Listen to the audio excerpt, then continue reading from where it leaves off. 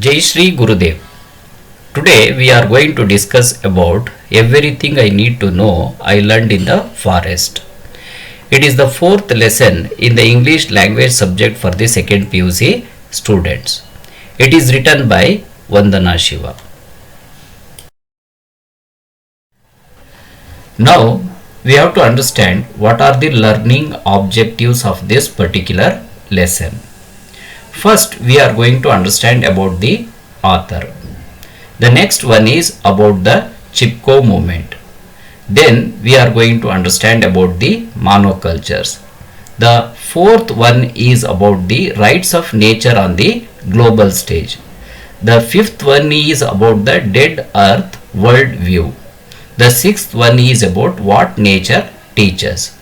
The seventh one is about the poetry of the forest. Now we have to understand about the author. As you all know that this particular lesson is written by Vandana Shiva. Vandana Shiva is an internationally renowned activist for biodiversity. She actually did her PhD in physics, but working as an environmental activist mainly for the sake of protection of environment and biodiversity. In this essay, she tells us how she learnt about environmentalism from the uneducated women of Garhwal, Himalaya. She also tells us what are the major ideals of life she learned from the forests. Now we shall discuss about the Chipko movement. Before directly going to the Chipko movement, let us understand few more things about Vandana Shiva, how she got influenced about ecological movement. My ecological journey started in the forests of the Himalaya. My father was a forest conservator and my mother became a farmer after fleeing the tragic partition of India and Pakistan.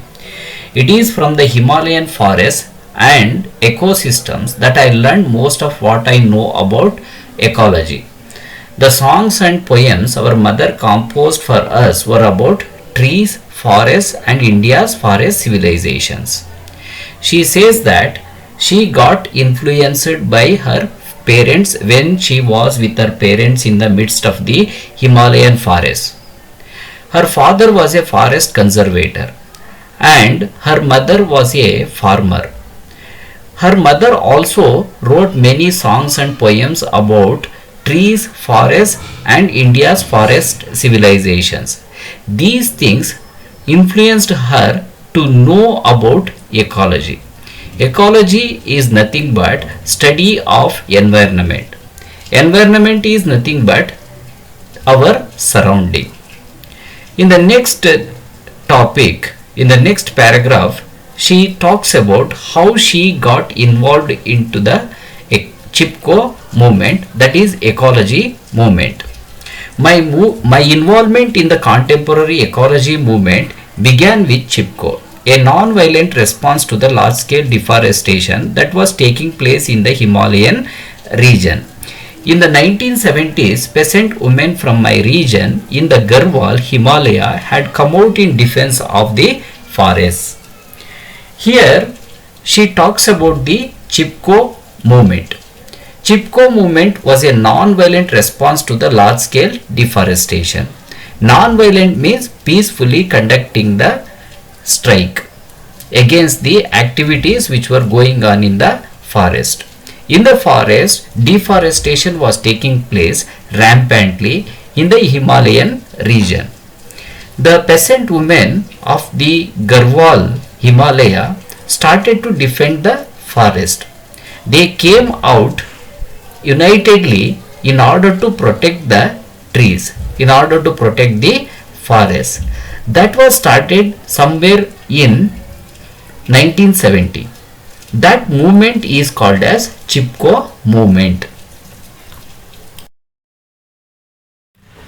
Logging had led to landslides and floods and scarcity of water, fodder and fuel.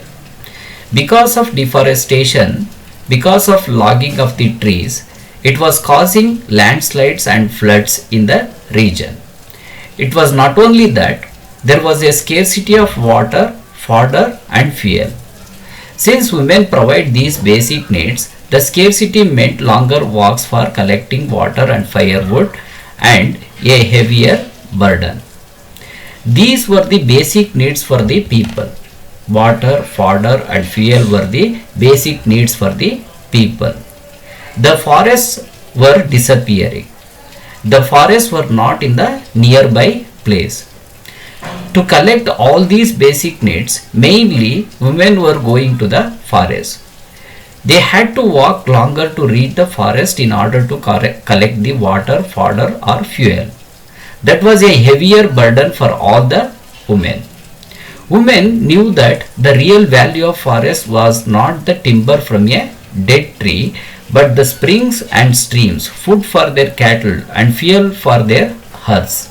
Actually, women had understood the real value of the forest, but not the loggers.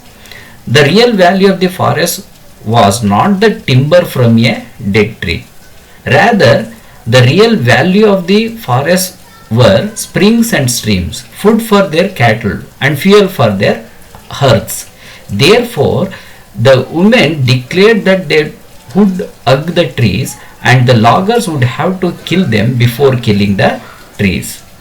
In order to protect the forest, in order to defend the trees, the women decided to hug the trees, and they also told the loggers to cut them before cutting the trees. That is how they started to defend the forests and trees. There was a famous folk song. What is that famous song? These beautiful oaks and rhododendrons, they give us cool water. Don't cut these trees, we have to keep them alive. This famous song was sang by the people. The people means the peasant women, in order to tell the loggers not to cut the trees. These beautiful oaks and rhododendrons. Oaks and rhododendrons were the main trees of that region. They were giving them cool water to the people. That's why they told the loggers not to cut the trees, and also they told them to keep them alive. In 1973, I had gone to visit my favorite forest and swim in my favorite stream before leaving for Canada to do my PhD. But the forests were gone and the stream was reduced to a trickle. Vandana Shiva had to leave India for Canada to do her PhD in 1973. She went to forest to swim in her favorite stream. At that time, she saw that there were no forests which were earlier, and the stream was also reduced to a trickle. Having seen that, she was shocked. Therefore, she decided to become a volunteer for the Chipko movement. She joined the Chipko movement, and I spent every vacation doing padayatras, walking pilgrimages, documenting the deforestation and the work of the forest activists and spreading the message of Chipko. Padayatras means walking on foot. She was going on foot to different places in order to collect the data about the deforestation and also the work of the forest activists. She was going everywhere in order to spread the message about Chipko. That is how she got influence to join the Chipko movement.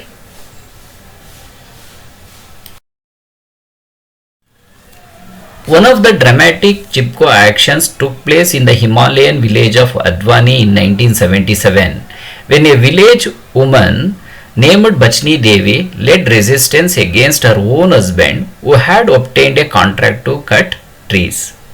In 1977, in the region of Himalaya, in the village called Advani, a village woman named Bachni Devi stopped her husband not to cut the trees. Her husband had got the contract to cut the trees. She did not allow him to cut the trees. When officials arrived at the forest, the women held up lighted lanterns although it was a broad daylight. The matter reached the forest officials. The forest officials came to the spot. At that time, all the women of that region, of that village, showed the lighted lanterns in the broad daylight. The forester asked them to explain. The forest officials did not understand why they were showing the lighted lanterns in the broad daylight. The women replied, "We have come to teach you forestry." Lighted lanterns were the symbol of knowledge. According to the peasant women, the forest officials did not know the value of the forest. Therefore, they wanted to teach them about forestry. That's why they showed the lighted lanterns. That was the meaning of the statement, "We have come to teach you forestry." He retorted, "You foolish women, how can you prevent tree felling by those who know the value of the forest? Do you know what forests bear? They produce profit and resin and timber." When the village woman replied like that, the forest officials became angry. They started to scold the village women. They said that they were the foolish women. The forest officials told that they only know the value of the forest. According to the forest officials, the forest could produce profit, resin and timber. But they did not understand the real value of the forest, which was known only to the forest people, that is the peasant women of the region. Therefore, all the women joined to sing a song. They sang that song in chorus. What is that song? What do the forests bear? Soil, water and pure air. Soil, water and pure air. Sustain the earth and all she bears. According to the forest people, according to the peasant women, the forests bear the greater value. They give soil, water and pure air. These are the basic needs for every living organisms. That was not known to the forest officials. The forest officials knew only about the profit, resin and timber. They did not know the real requirement of every living organism, that is soil, water and pure air. Therefore, they told the forest officials to stop causing danger to the nature, to the forest, and they asked them to stop cutting the trees. They told them to leave the earth to sustain for itself and all that the earth bears. Now we are going to discuss about beyond monocultures. It is the next topic in the lesson. Everything I need to know I learned in the forest. What is monoculture? Mono means single, culture means cultivation. Single crop cultivation is called as monoculture. Monoculture is a man-made system. It is not a natural system. The monoculture is not viable, is not feasible, it is not economic, it is very expensive, and also it is for only a short time. From Chipko, I learned about biodiversity and biodiversity based living economies. The protection of both has become my life's mission. As I described in my book Monocultures of the Mind, the failure to understand biodiversity and its many functions is at the root of the impoverishment of nature and culture. From Chipko movement, Vandana Shiva understood about biodiversity and biodiversity based living economies. What is biodiversity? Bio means life, diversity means variety of living species. We can find them in a given area in the given time. That is a natural system. It is not a man-made system. In biodiversity, each and every organism each and every living species is going to help the other, help support the other to grow, to sustain. Therefore, biodiversity is always an economic one. It is not an expensive one. We need not to operate. It operates by itself. Therefore, the protection of biodiversity and biodiversity based living economies became the life mission of Vandana Shiva. It means it was our aim. Protection of both of them became an aim of Vandana Shiva. In her book Monocultures of the Mind, she described about if we fail to understand about biodiversity, if we fail to follow biodiversity, if we fail to support biodiversity, it is going to cause impoverishment to the nature and culture. It means we cannot sustain without biodiversity. That is the simple logic she has told us in her book Monocultures of the Mind. The lessons I learned about diversity in the Himalayan forest, I transferred to the protection of biodiversity on our farms. We know that the protection of biodiversity had become the life's mission of Vandana Shiva. That we understood from the previous paragraph. In order to protect the biodiversity, she went to the different farmers' fields and she started collecting the seeds, and also she saved the seeds. Just collecting the seeds and saving the seeds was not enough for her. She wanted to show the people, she wanted to show the farmers how to practice biodiversity in their fields. Therefore, she needed a farm for demonstration and training. Thus, Navdanya farm was started in 1994 in the Doon Valley, which is located in the lower elevation of Himalayan region of Uttarakhand province. Today, we conserve and grow 630 varieties of rice, 150 varieties of wheat, and hundreds of other species. In the Navdanya farm, they are practicing, they are promoting, they are conserving and growing more than 630 varieties of rice and 150 varieties of wheat and hundreds of other species. We practice and promote a biodiversity intensive form of farming that produces more food and nutrition per acre. Why they are practicing biodiversity intensive form of farming? Because it produces more food and nutrition per acre.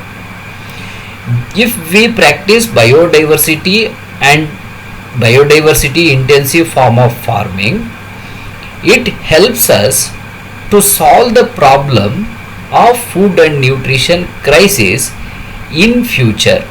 In future, it is certain that if we follow monoculture, we are going to face the crisis for food and nutrition. That can be sorted out, that can be solved by practicing and conserving biodiversity in our fields.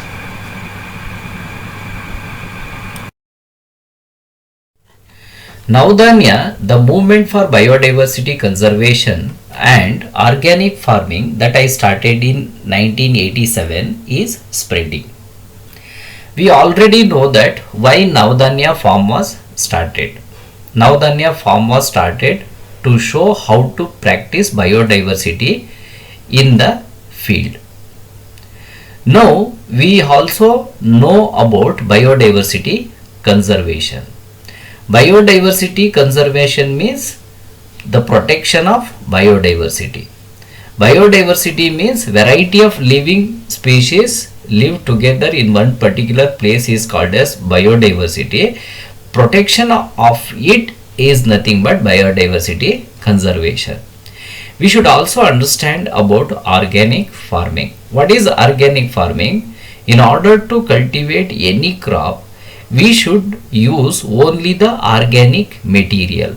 We should not use any sort of fossil fuel or chemical based fertilizers or pesticides in the cultivation practice. That is called as organic farming. So far, we have worked with farmers to set up more than 100 community seed banks across India. Seed banks means they are the places where the farmers can get the seeds. In the seed banks, the farmers can save the seeds, and also they can get the seeds whenever they require. These seed banks are set up by communities. More than 100 community seed banks are set up by Vandana Shiva in association with different farmers across India. With the help of the community seed banks, we can provide different kinds of seeds to the farmers, and we can save different kinds of seeds in the seed banks. We can also keep the corporate people away from the agriculture sector. The corporate people are trying to exploit and monopolize the agriculture sector. That can be avoided. If the agriculture is going to the control of corporate people, then we cannot get the control back to us. That's why we have to be more cautious, and we have to prevent the corporate people entering the agriculture sector. Already we are seeing the dangers of that. In future, at least, we have to be careful, and we have to work towards keeping the corporate people away from the agriculture sector. We have saved more than 3000 rice varieties.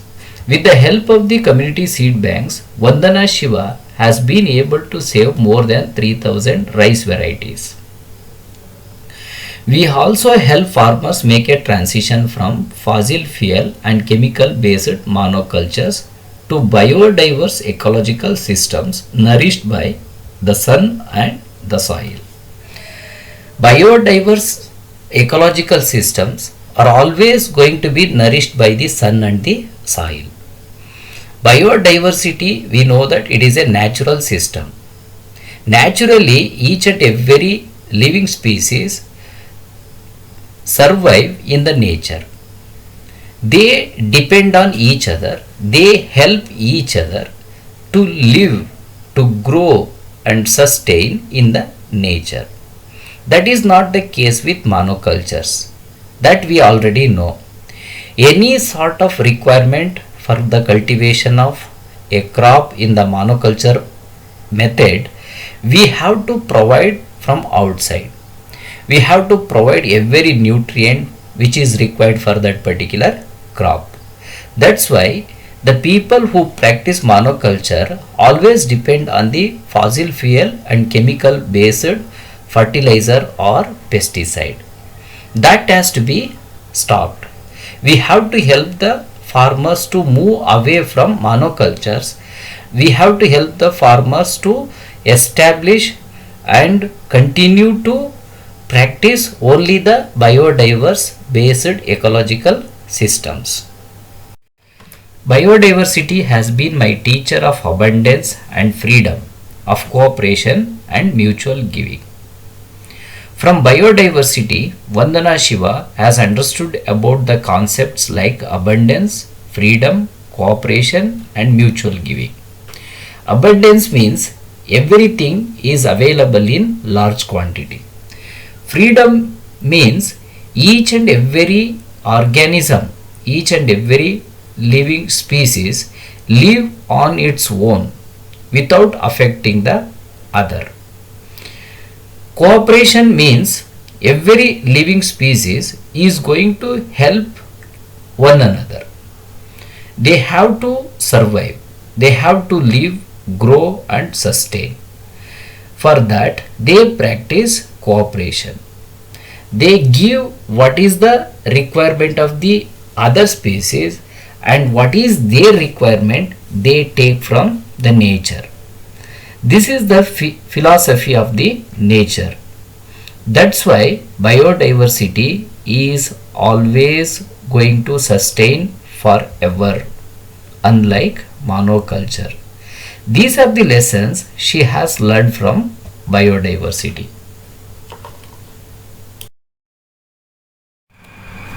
In this section, we are going to discuss about rights of nature on the global stage.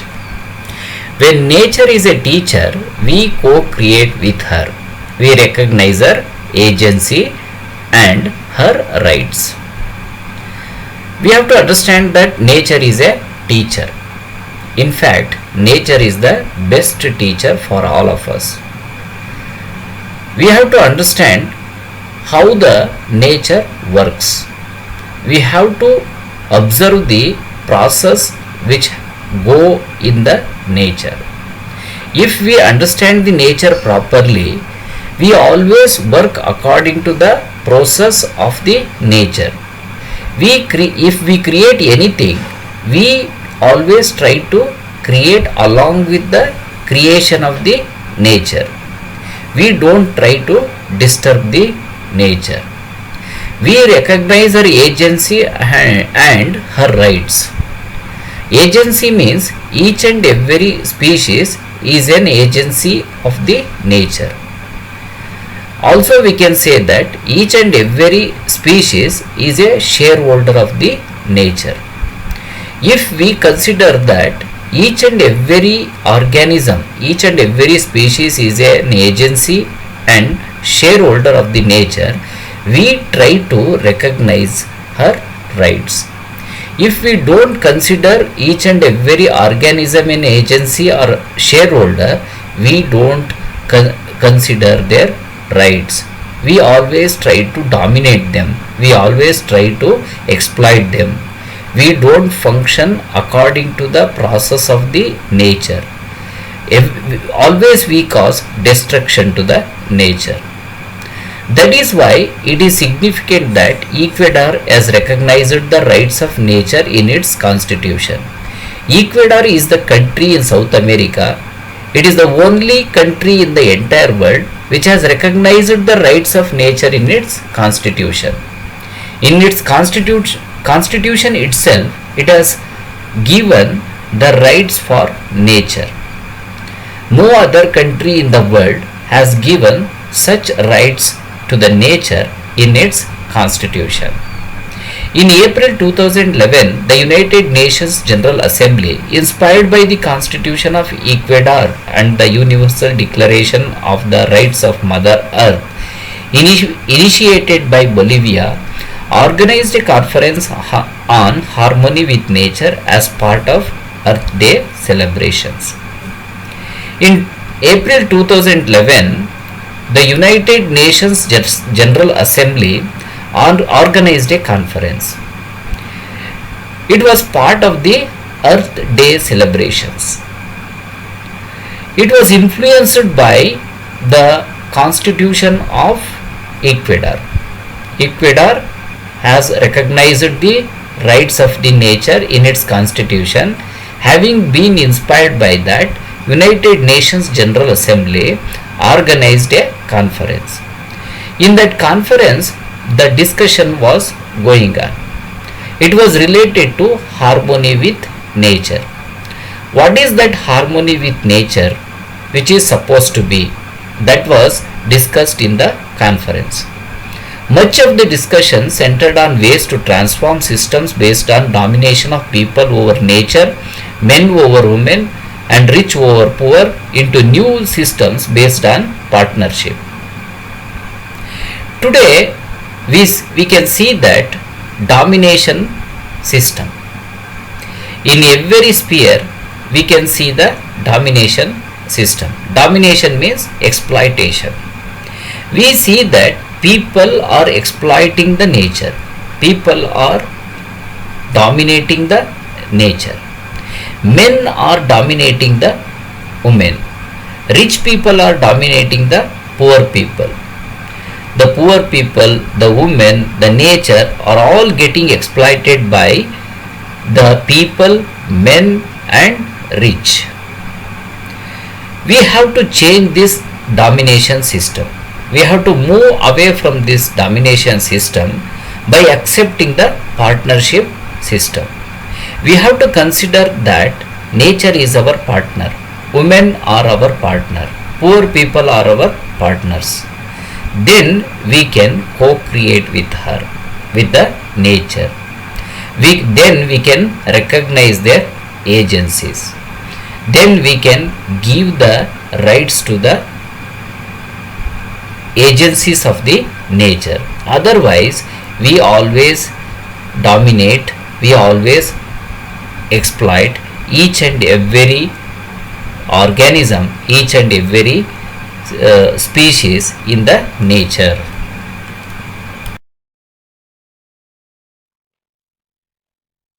The United Nations Secretary General's report, Harmony with Nature, issued in conjunction with the conference, elaborates on the importance of reconnecting with nature. Ultimately, environmentally destructive behavior is the result of a failure to recognize that human beings are an inseparable part of nature and that we cannot damage it without severely damaging ourselves. The United Nations Secretary General issued a report that is called as Harmony with Nature. In that report, we can understand that human beings are an inseparable part of the nature. The human beings are conducting various activities that are going to destroy the nature, that are going to destroy the environment. The human beings are not considering that they are inseparable part of the nature. They are just causing destruction to the nature. If we cause destruction to the nature, ultimately it is going to destroy us only. That must be understood by the human beings. That must be known to us very clearly. If we damage the nature, it is ultimately going to damage us only. Without causing damage to ourselves, we cannot damage only the nature. That is the outcome of this report. Separatism is indeed at the root of disharmony with nature and violence against nature and people. Here we have to understand the term separatism. The meaning of the word separatism is the human beings are thinking that they are separate from nature. They are separate from other living species. Therefore, the human beings are causing disharmony to the nature. They are causing violence against the nature and other people. As the prominent South African environmentalist Cormac Cullinan points out, apartheid means separateness. Cormac Cullinan is an environmentalist from South Africa. He has explained about the term apartheid. What is the meaning of apartheid? Apartheid means separateness. It is nothing but we are separate from others. The world joined the anti-apartheid movement to end the violent separation of people based on the basis of color. In Africa, the people are black. In Europe, the people are white. The white people were discriminating the black people because of their color. It was a violence. To end this violence, the world joined the movement called anti-apartheid movement. Apartheid in South Africa was put behind us. Today, there is no more apartheid in South Africa. Today, we need to overcome the wider and deeper apartheid, an eco-apartheid based on the illusion of separateness of humans from nature in our minds and lives. The human beings are thinking that the environment is separate from us. That is called as eco-apartheid. This is an illusion. We have to end this eco-apartheid. We have to change the mindset of the people. They are in the state of illusion. That's why they are causing destruction to the nature. That's why we have to join the movement called a anti-eco apartheid movement.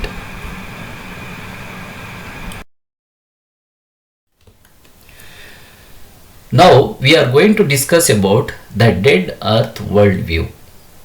This is the fourth topic in the lesson Everything I Need to Know I Learned in the Forest.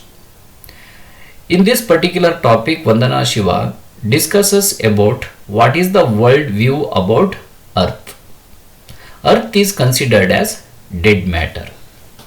The war against the earth began with this idea of separateness. The man is causing destruction to the nature. Why he is causing destruction to the nature? Because he is thinking that nature is separate from himself. He is not thinking that he is an inseparable part of the nature. With this idea of separateness, he is waging war against the earth. It is nothing but destruction. Its contemporary seeds were sown when the living earth was transformed into dead matter to facilitate the industrial revolution. Industrial revolution is the outcome of the scientific revolution. In industries, we are going to manufacture the materials which are required for us. To manufacture the materials, we require raw materials.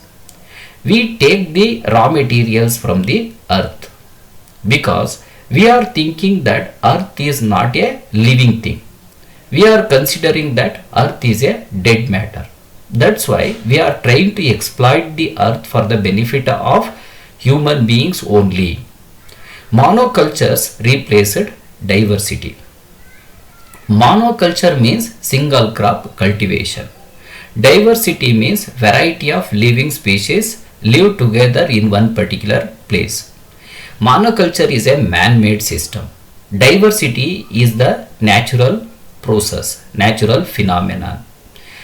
Monoculture has replaced the biodiversity because the man is thinking that from monoculture he can get more benefit. In fact, monoculture is not viable, feasible, sustainable and not economic one. But he doesn't know about this. He doesn't realize. He is always practicing monoculture. This attitude has replaced the biodiversity. This attitude has spoiled the biodiversity in the nature. Raw materials and dead matter replaced a vibrant earth. Vibrant earth means living earth. Earth is a living matter. The man is thinking that earth is not a living matter. That's why he has changed the vibrant earth. Raw materials, dead matter, these concepts have replaced the vibrant earth. Terra nullius, the empty land ready for occupation regardless of the presence of indigenous peoples, replaced terra madre, mother earth. Terra madre means mother earth. Earth is considered as the mother. Mother means living thing. Now we don't have the same attitude. We have the different attitude about the earth. We are thinking that terra nullius, that is nothing but empty land. Earth is considered as an empty land, dead matter. This has replaced terra madre.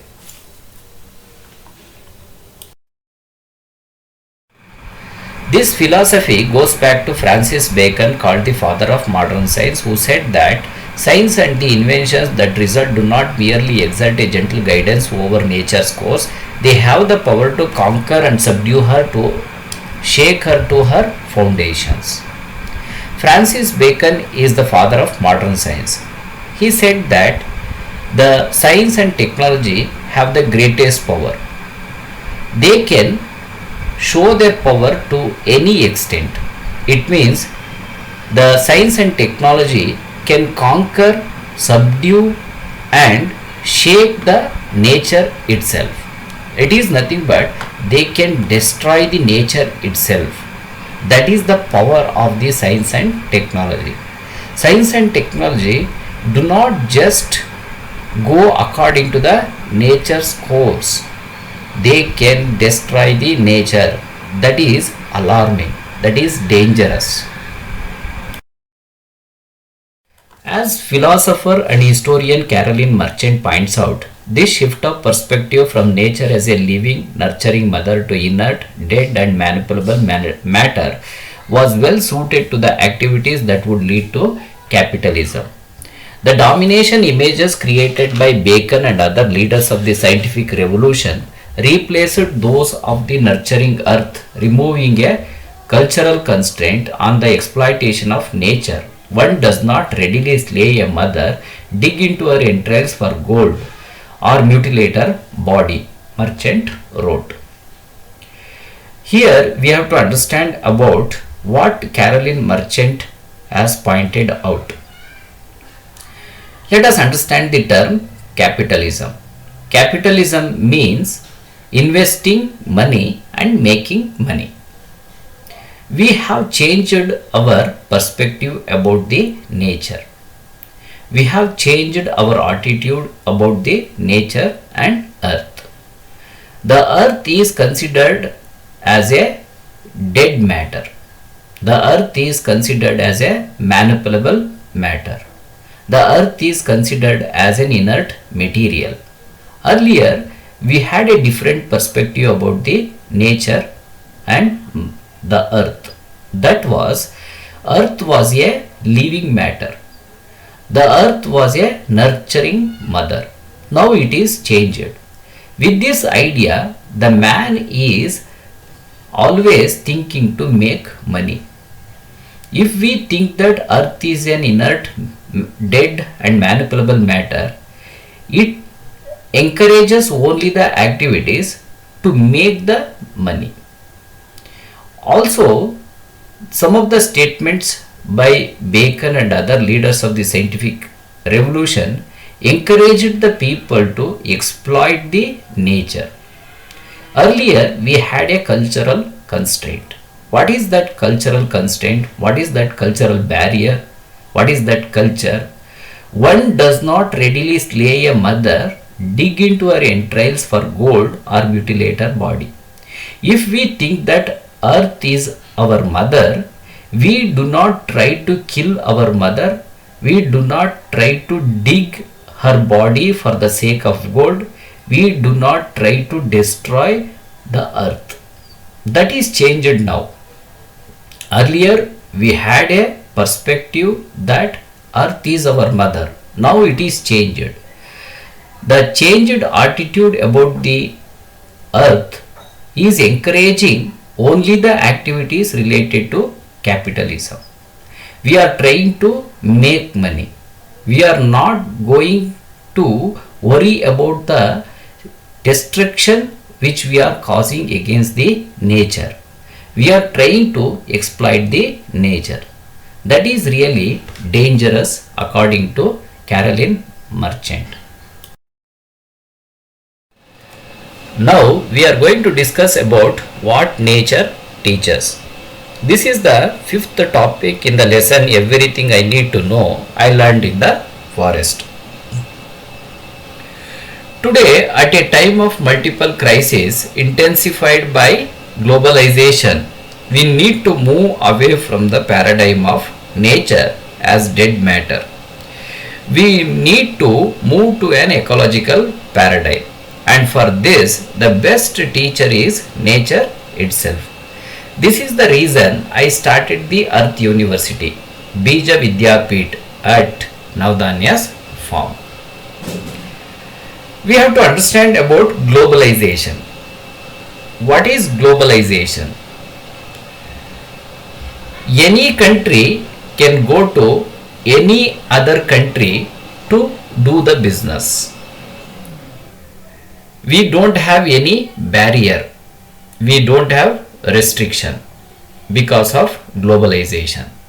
The entire world is considered as global village.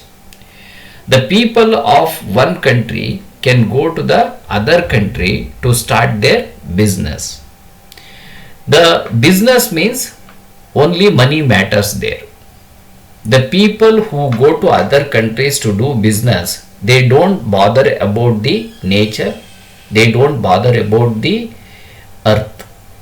They try to exploit the nature, they try to exploit the land of that particular country, the people of that country, the resources of that particular country. Because of this, so many crises have arisen. We have to change our attitude about the nature, because we are thinking that earth is a dead matter and we are causing destruction to the nature. We have to respect the ecology, we have to respect the environment, nature, earth and all the agencies of the nature. For this we have to turn towards nature. The nature is the best teacher for everybody, even for Vandana Shiva. That is the reason Vandana Shiva started Earth University at Navdanya's farm. The Navdanya farm is in Doon Valley of Uttarakhand province. That was started by her to practice and promote biodiversity. As part of it, she has also started Earth University.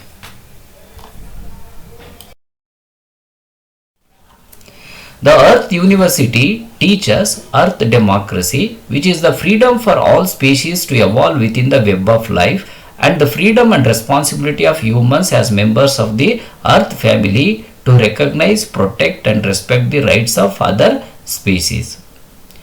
In Earth University, they are going to teach about Earth democracy. What is this program Earth democracy? We have to understand.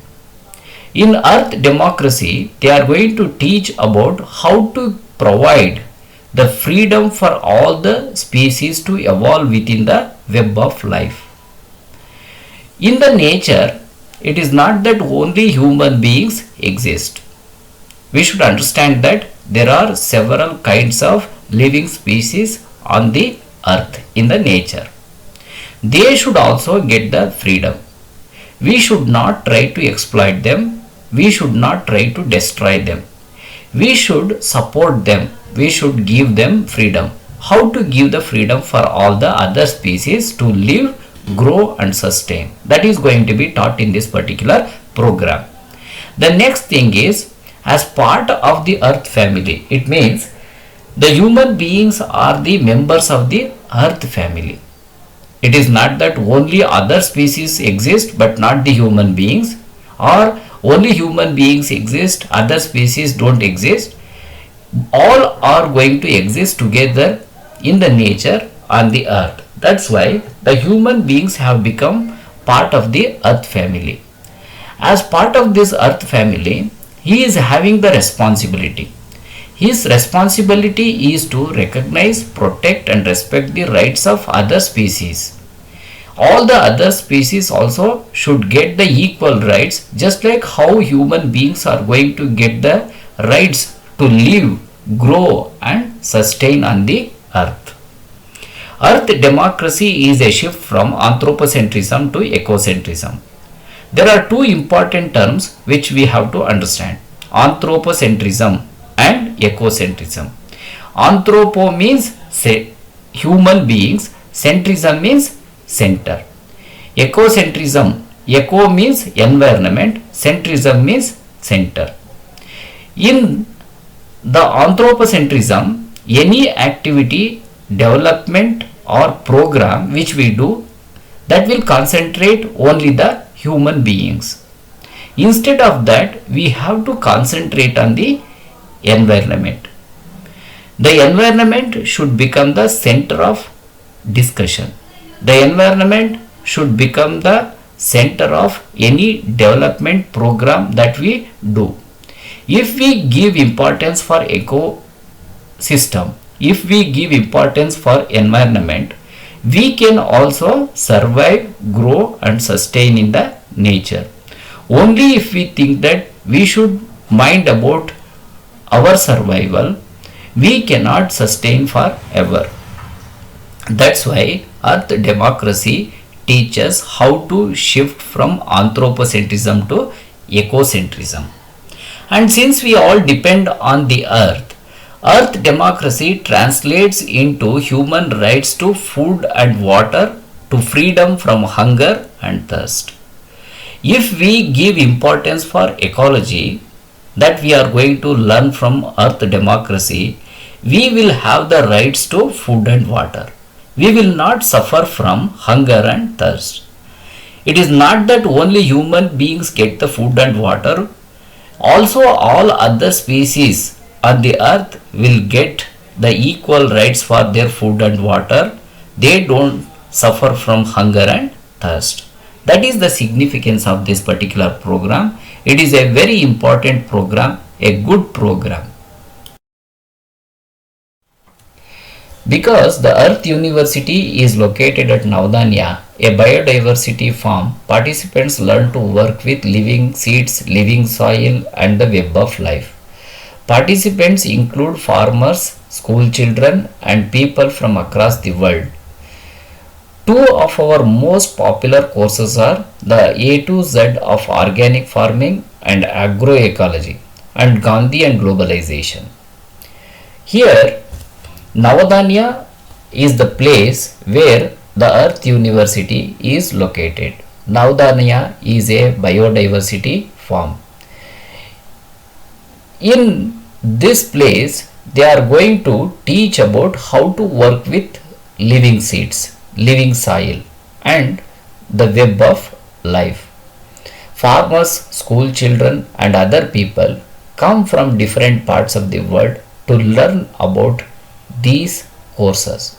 There are two important popular courses. One is the A to Z of organic farming and agroecology, and the another one is Gandhi and globalizations. These are the most popular courses in the Earth University. Now we are going to discuss about the poetry of the forest. It is the last topic in the lesson. Everything I need to know I learned in the forest. The Earth University is inspired by Rabindranath Tagore, India's national poet and a Nobel Prize laureate. It means to start the Earth University, Vandana Shiva got the inspiration from Rabindranath Tagore. Tagore started a learning center in Shantiniketan in West Bengal, India as a forest school, both to take inspiration from nature and to create an Indian cultural renaissance.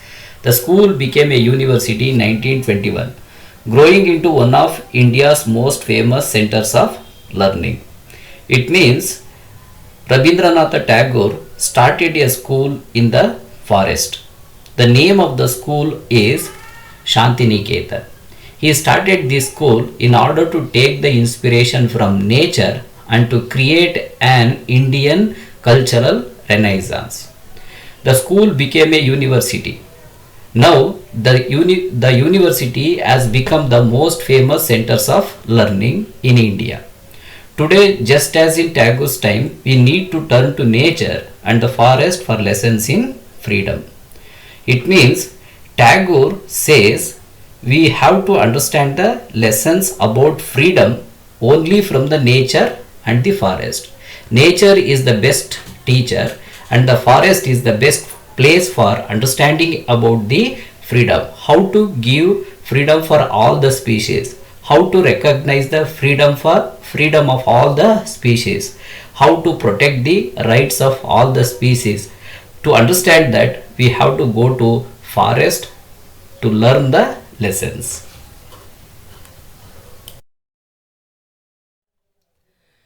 In his essay Tapovan, Forest of Purity, Tagore writes Indian civilization has been distinctive in locating its source of regeneration, material and intellectual in the forest, not the city. Rabindranath Tagore has written an essay called Tapovan. In this essay, he talks about Indian civilization. He says that the source for Indian civilization is in the forest, not the city. All the ideas for Indian civilization have come from the forest, not from the city. India's best ideas have come where man was in the communion with trees, rivers, and lakes, away from the crowds. In our country, we have the best ideas about life, spirituality, dance, music, and other art forms. These ideas have come only when the man was in communion with trees, rivers, and lakes, not when he was in the company of crowds. The peace of the forest has helped the intellectual evolution of man. It means intellectually the man has evolved to the highest extent.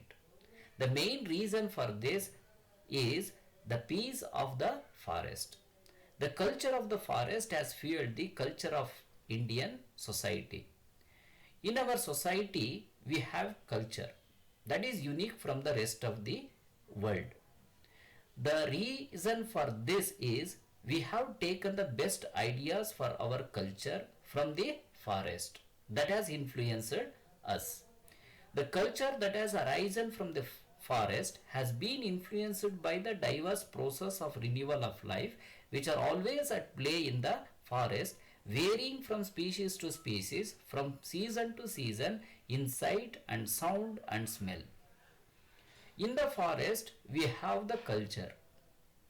There is a diverse process of renewal of life. This has been different from species to species. This is different from species to species. And also it is different in each season. This has helped the Indian culture. The unifying principle of life in diversity of democratic pluralism thus became the principle of Indian civilization. In the forest, we can see unity in diversity and the pluralism. It means there are varieties of living species, they live together side by side.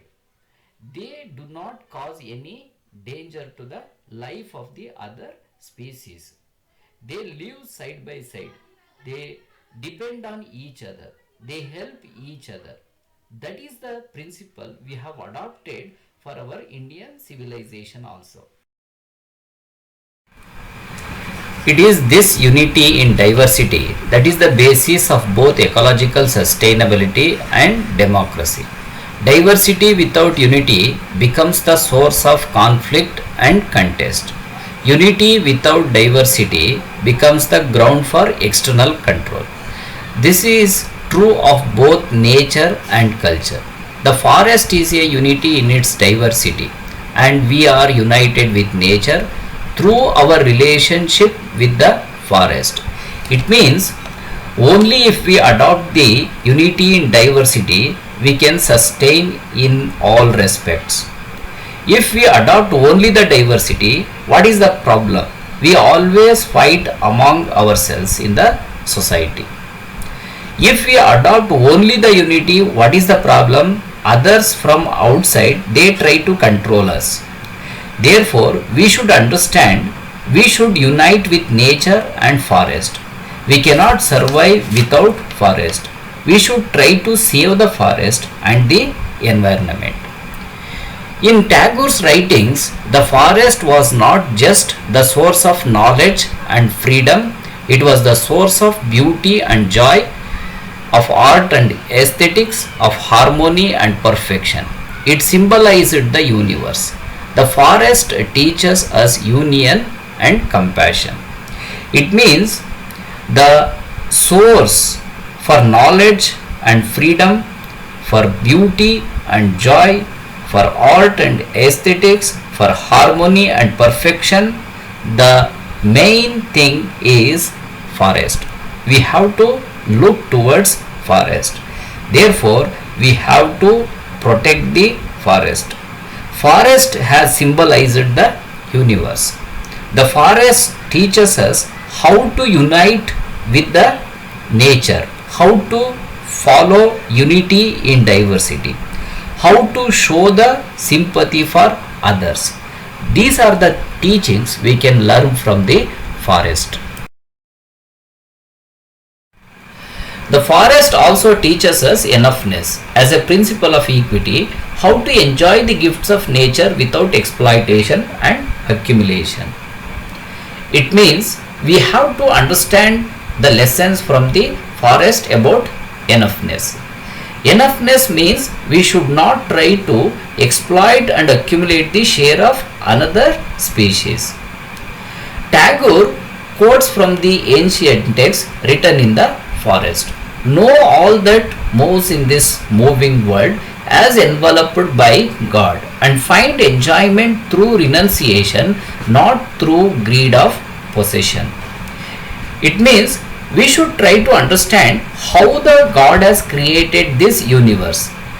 We should not try to find an enjoyment through greed. We should try to find enjoyment through renunciation. Renunciation means by giving up. No species in a forest appropriates the share of another species. We should understand the meaning of the word appropriate. Appropriate means reduce. None of the species in the nature, they are going to reduce the share of the other species. Every species sustains itself in cooperation with others. We have to understand the meaning of cooperation. Cooperation means helping another species. They live together through cooperation. All the organisms, every living organism, every living species, they live together through cooperation. They help each other, they support each other, they depend on each other. The end of consumerism and accumulation is the beginning of the joy of living. We should not have the attitude of consumerism and accumulation to find the enjoyment in our life. Consumerism means expecting each and everything more and more. Accumulation means storing of each and everything for the future. That should not be there. We should have only the thing, how much we want, what we want. The conflict between greed and compassion, conquest and cooperation, violence and harmony that Tagore wrote about continues today. There is always a conflict between the nature, the attitudes in the human beings. There is a conflict between greed and compassion. Greed means having more and more. Compassion means showing the sympathy. We should not have the conflict between these two. Conquest and cooperation. We try to fight for each and everything with others, rather than we should try to help each other. Violence and harmony. We are going to cause violence to others. We are going to destroy others, rather than we should try to live peacefully. This is the lesson whatever Tagore has written, even today they are relevant. It is the forest that can show us the way beyond this conflict. To end this conflict between greed and compassion, conquest and cooperation, violence and harmony, we have to find the lessons, teachings from the forest. Thank you.